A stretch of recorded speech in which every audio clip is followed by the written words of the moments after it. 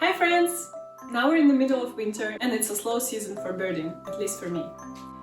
Interesting encounters are few and far between, and the days are so short that there's little time for proper birding outings. This is why I've decided to reminisce about the most exciting and memorable birding encounters that I've had so far. For those of you who don't know, a lifer is a bird species on your life list, the list of all bird species that you've had the pleasure to encounter in your life. I've been birding for about 2.5 years on and off, and as of right now I have 193 bird species on my list. It's not a lot, but I'm excited for the future. Quick caveat, I only got a camera this year, and I've been slowly improving my photography skills since then, so I won't be able to illustrate all of my stories with pictures.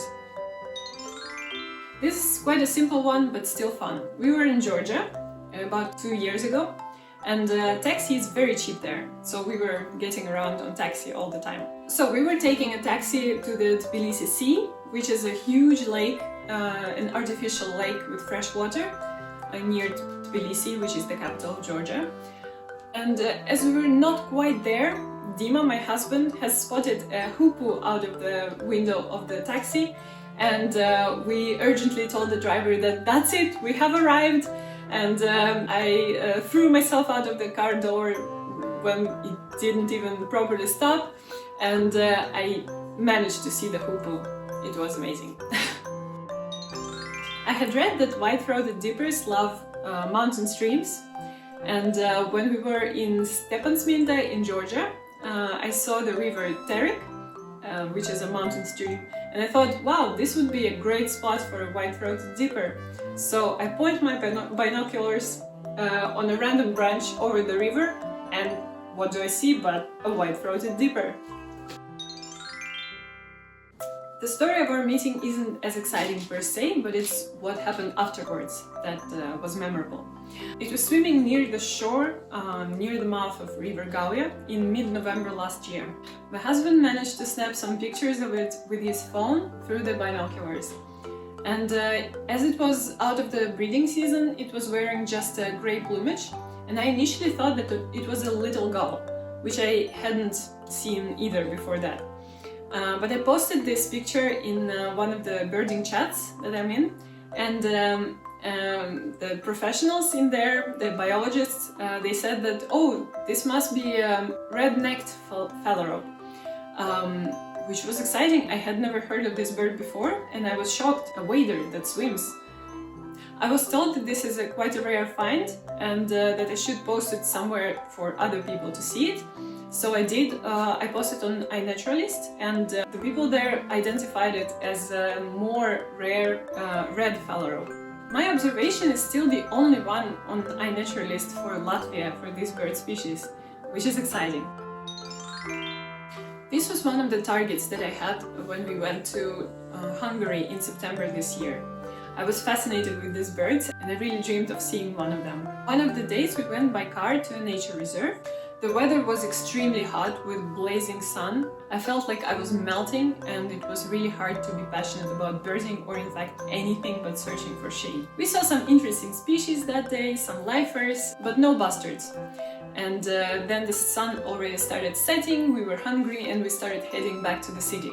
I was looking out the car window without any particular hope, but then I sighted them, those huge silhouettes against a plain field. There was a ditch in between us and them, so at first I thought that I would have to do with just seeing them from afar, but then I saw a passage where the ditch stopped and you could go out on the field. So my amazing husband stopped the car, and we went up closer to them.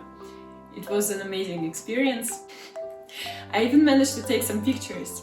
There were 22 of them. Not just one, but 22. And I felt just ecstatic. The friend that was in the car with us, he said that he had never seen me so happy. I had been reading a book called The Wisdom of Birds, an illustrated history of ornithology by Tim Burkhead. An amazing book, by the way, highly recommended. And there was a chapter about migration. It talks about a red knot who had a damaged wing, and he had been rescued by a family in the Netherlands who took him in and made him a member of the family. I believe he lived with them for about 20 years. The passage about him is very touching, and I told everyone who would listen about it.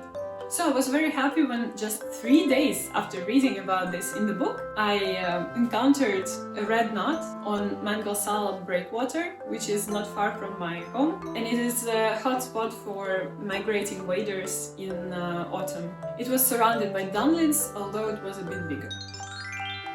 I have a whole book about this bird species, and it is by Alexandra Goryashko.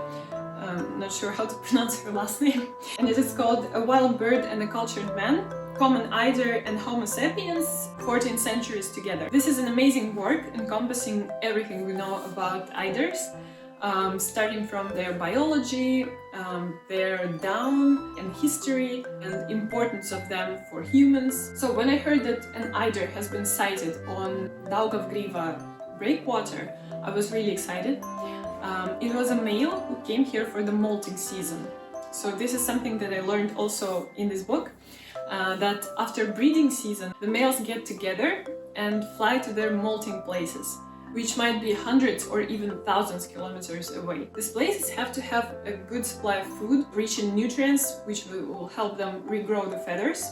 And also it has to be safe from predators, because in the molting season the eiders lose their ability to fly for about a month because they molt all of their flight feathers at once. In my pictures you can see the worn out flight feathers of the wings. I felt fully as if I met a celebrity. It was unbelievable, and even the heavy rain couldn't spoil our mood.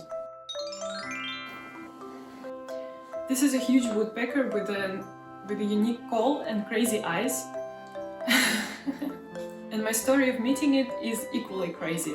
This is a long one, so strap in. It was in April of 2022. The days were finally getting longer, and I was itching for something exciting. That day I was finishing work at 6, and the sunset was going to be at about 9, so I had a 3-hour window to squeeze some birding in. I looked up on the map that there was a lake with some holiday cabins that you could rent, so I wanted to see if we could potentially stay there later if I liked the location. So I get there by train, and first of all I can see that I cannot get to the lake directly. There is no direct road, as there is a military base, which was of course not on the map.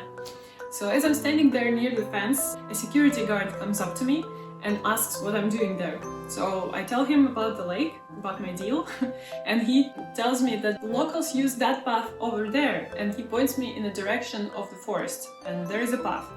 So I followed the path. After a while the path had mostly disappeared, but I was too invested to turn back.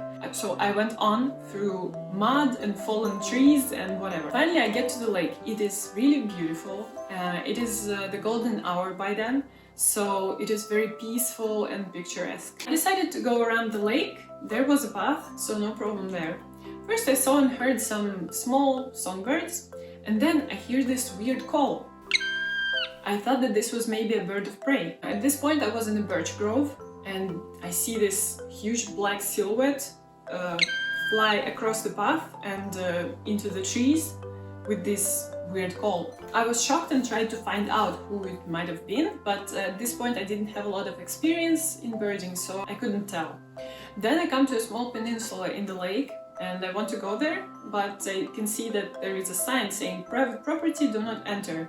And the cabins that I saw earlier on the map, they were on this peninsula, so I understood. I walked on past. Further down the path I could see some trees that were gnawed on by beavers, and I even saw a couple of beavers swimming in the water, which was very exciting. And then I heard this weird call again, and I saw that this bird was flying from behind me across the lake, and I managed to catch it into my binoculars, and I could see that it had a red cap and it was mostly black, so I could find it in Merlin Bird ID app and identified it as a black woodpecker. By the way, it flew into the trees on that peninsula where I saw the cabins, so I thought that it would be amazing to stay there and maybe get a better look at it. So by that time I was almost done with the circle around the lake, and as I was finishing it I saw a private house with a huge alabai, which is a Central Asian shepherd dog, in the yard, and it was barking its head off at me. I was a bit scared, but I walked on past it, and I had already passed the house. then I hear that some guy comes out of the house, gets in his truck and drives up to me. He stops near me and starts yelling at me that this was apparently private property, that all of this forest and this lake was his property and he's the owner of those rental cabins. And he demands to know what I'm doing there. And especially, why do I have the binoculars? At that point I had just some cheap binoculars that I had bought on AliExpress. These ones, in fact. You can see that they're really not threatening or anything. I started explaining about bird watching, but he didn't believe me. He kept saying that he was not a fool and nobody would go out, especially in the evening, to just look at some birds. And he was sure that I was spying on him. All of this, keep in mind that he was yelling. He was also threatening that he would call the police or let his dog out so that it would maul me. I was really scared and I felt like I was in danger. I was already shaking and crying at that point, and I started telling him about all the bird species that I had seen that day. Started showing him the bird species in Merlin, my checklist on eBird, telling him about the second peak of bird activity in the evening, and also that I had been working up until 6. He seemed to believe me after a while, thank God, and he even showed me the way to the train station, which was better than the non-existent path that I took to the lake. And on my way back to the train station, I even saw another lifer, which was a green sandpiper, and it was literally in a ditch on the field.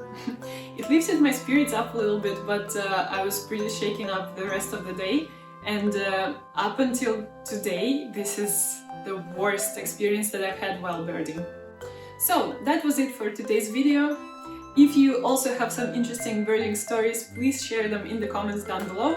And also, if you like my video, please give it a like and subscribe if you haven't already. And I will see you in the next video. Bye! Thanks for watching.